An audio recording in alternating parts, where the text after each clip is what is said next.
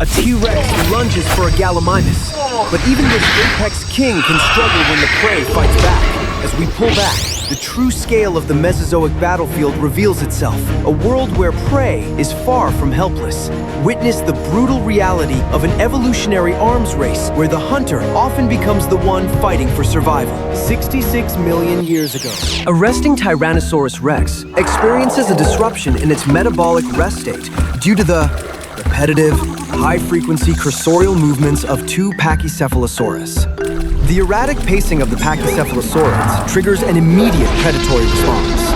While one individual utilizes its speed to vacate the strike zone, the other adopts a high aggression stance, initiating a direct confrontation with the multi-ton theropod. The T-Rex initiates a primary cranial strike, but the bite is unsuccessful. The Pachycephalosaurus executes a leaping headbutt to the T-Rex's mandible, delivering a concussive blow that briefly disrupts the predator's equilibrium, with a secondary aerial strike to the predator's torso. However, the T-Rex demonstrates superior reactive timing. The predator targets the soft tissue of the cervical region. A high-pressure mandibular lock and a singular lateral tear result in immediate spinal severance. 75 million years ago, an isolated Protoceratops navigates the brush, utilizing acute auditory sensing to scan for threats. Upon detecting the low-frequency vocalizations of a predator, its behavior shifts to high-alert vigilance. The Velociraptor initiates contact with a high-velocity leaping kick, targeting the cranial region to disorient its prey. While the Protoceratops attempts a low center of gravity countershot to the raptor's legs, it is met with a flurry of pedal and manual slashes. The Velociraptor intercepts the charge. A downward retraction severs the carotid artery, resulting in rapid exsanguination and systemic failure. 70 million years ago, a Pachyrhinosaurus struggles with thermoregulation while navigating a snow-covered landscape. An accidental mechanical trigger, stepping on the caudal vertebrae of a dormant Nanuqsaurus, the predator transitions instantly to high-state aggression. But the herbivore deploys its primary defensive adaptation. The predator counters with a pedal strike to the mandible. The Pachyrhinosaurus attempts to end the bout through sheer kinetic energy, executing a series of frontal rams against the predator's thoracic region. While the Nanuqsaurus possesses the lateral stability to withstand the initial shove, the Nanuqsaurus deploys a defensive spray of snow to create immediate visual occlusion. Exploiting this window of sensory impairment, the Nanuqsaurus secures a sustained mandibular lock on the herbivore's skull, eventually overrides the prey's defense, resulting in systemic collapse. 66 million years ago, a trio of Triceratops congregates at a water source, a moment of vital hydration that doubles as a point of high vulnerability. A Tyrannosaurus rex initiates an opportunistic charge, leveraging the element of surprise to scatter the herd.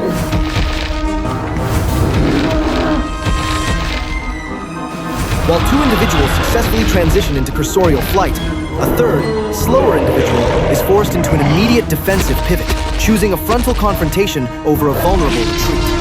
The Triceratops deploys its primary offensive armament, the elongated brow horns, in a focused ram. The T-Rex utilizes its superior mass to absorb the kinetic energy, shoving the ceratopsian aside to disrupt its footing. When the predator attempts a descending bite, the herbivore counters with a sudden upward headbutt to the T-Rex's mandible. As the Triceratops attempts a cautious retreat, the T-Rex employs a high-torque tail strike to bypass the prey's frontal shielding. The T-Rex executes a high-pressure mandibular latch, results in immediate spinal severance and cranial collapse. With the prey's structural integrity compromised, the struggle ends. The predator begins the process of nutrient reclamation. 66 million years ago, two Gallimimus compete for dominance using high-frequency slashes. A pivot axial tail strike ends the bout. A Tyrannosaurus rex exploits the tunnel vision of the fighting rivals. With a 35,000 Newton bite, it targets the cervical vertebrae for an instant kinetic shutdown. Decapitation is the ultimate, energy-efficient kill. The survivor utilizes cursorial locomotion to reach the wetlands hoping the soft terrain will bog down the 8-ton predator. When cornered, the prey attempts a desperate defense, but its light skull is no match for the T-Rex's massive bone density. One shove, and the Gallimimus is mired, its speed neutralized by the swamp's viscous drag. This is mechanical advantage. The T-Rex uses its neck musculature to hoist the prey, utilizing gravitational potential energy to shatter the Gallimimus's frame against the earth. A final dorsal bite severs the spinal cord, ending the struggle. In the Cretaceous, distraction is a death sentence. 67 million years ago, an adult Ankylosaurus and its juvenile engage in low-lying herbivory. A Nanotyrannus utilizes a low-profile stalking maneuver. Upon visual confirmation of the threat, the adult Ankylosaurus, a sudden upward headbutt to the predator's mandible, induces a mechanical disruption of its strike, creating a window for the juvenile to execute a successful cursorial retreat. A lateral sweep of the tail impacts the Nanotyrannus's thoracic region. The theropod attempts to penetrate the herbivore's dorsal armor, but the dense, keratin-covered osteoderms exceed the tensile strength of the predator's teeth, resulting in significant oral trauma. The Ankylosaurus delivers a series of 3 rhythmic strikes to the predator's cranium, resulting in catastrophic brainstem trauma and immediate systemic failure. The encounter concludes with a vocalization of dominance. 70 million years ago, a Calamosaurus occupies a riparian zone for hydration, momentarily lowering its defensive vigilance. A Carnotaurus approaches the waterway and immediately identifies the herbivore as a high-value target, initiating a high-speed sprint.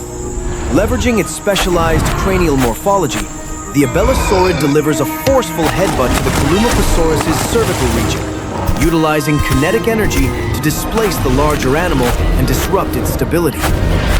The Carnotaurus transitions into a terminal hold. Herbivore executes a high-torque backward surge. The maneuver successfully breaks the predator's grip. Though it results in significant soft tissue lacerations, the Calamosaurus shifts to an aggressive frontal shove, forcing the Carnotaurus into the river's center. As the predator attempts a secondary lunge, the herbivore executes a rapid axial pivot. With the predator's mobility neutralized, the Calamosaurus transitions to a gravity-assisted finishing sequence. A final, high-load stomp applies lethal pressure to the midsection, resulting in a catastrophic spinal fracture and immediate systemic shutdown. 70 million years ago, an unplanned territorial intersection occurs as a Therizinosaurus and a Tarbosaurus bypass a biological landmark.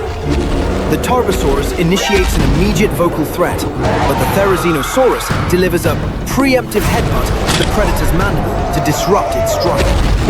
The Tyrannosaurid counters with a high-momentum caudal sweep. The Tarbosaurus executes a low-profile charge, driving its mass into the Therizinosaurus's thoracic region and forcing it past the timberline. Exploiting a momentary opening, the Therizinosaurus deploys its specialized manual ungulate, the iconic long claws. The Tarbosaurus retaliates with a low-to-high tail slap, followed by a sustained mandibular lock on the head. Utilizing a combination of massive bite force, the Tarbosaurus severs the neck, allowing the apex predator to begin nutrient reclamation. 71 million years ago, a Parasaurolophus engages in high-level browsing, momentarily isolated from its herd. Utilizing the surrounding terrain for visual occlusion, an Albertosaurus executes a low-profile approach. The predator initiates contact with a precision strike on the dorsal tip of the herbivore's caudal appendage.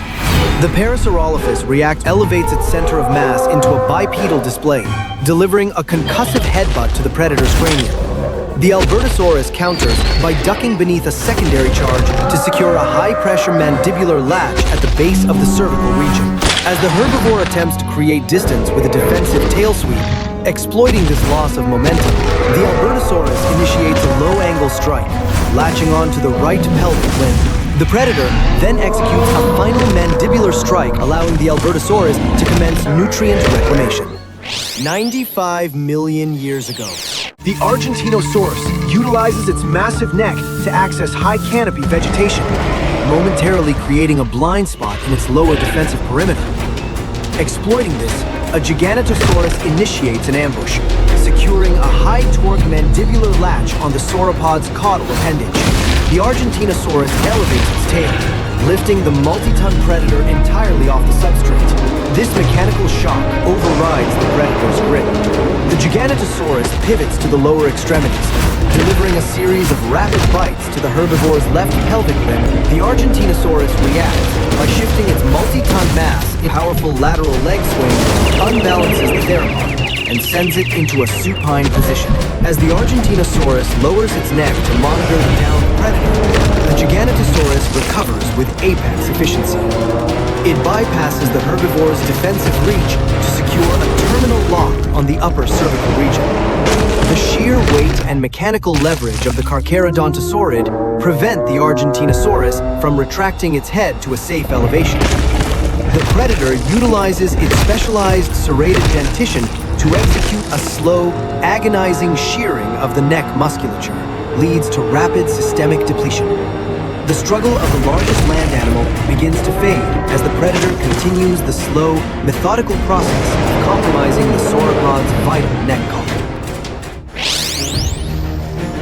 The Mesozoic wasn't just a buffet for the big and the toothy. It was a high-stakes chess match where every move had a counter. Whether it was the lethal accuracy of a tail club or the tactical retreat of a herd, the prey proved that survival is more than just running away. It's about fighting back.